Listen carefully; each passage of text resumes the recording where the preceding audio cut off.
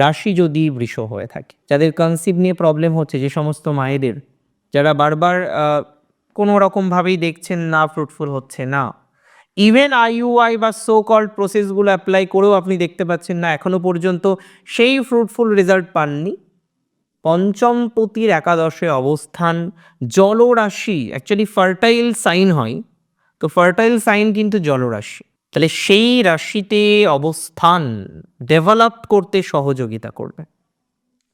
যারা software related অর্গানাইজেশনে আছেন, ম্যানেজমেন্ট রিলেটেড অর্গানাইজেশনে আছেন, সো কল্ড ম্যাটারগুলির সাথে যারা কানেক্টেড আছেন, আমি দায়িত্ব নিয়ে বলছি তাদের পজিটিভিটির মাত্রাটা কিন্তু বাড়তে থাকবে, তাদের পরিস্থিতি কিন্তু আলো ভালো দিকে যেতে থাকবে। যে নিউ জব অপরচুনিটিস 2025 বৃষরাশির জন্য বেশ ভালো।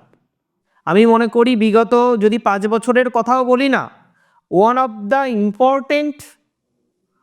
অফ দ্য বেস্ট ইয়ার হতে পারে আপনাদের ক্ষেত্রে 2025।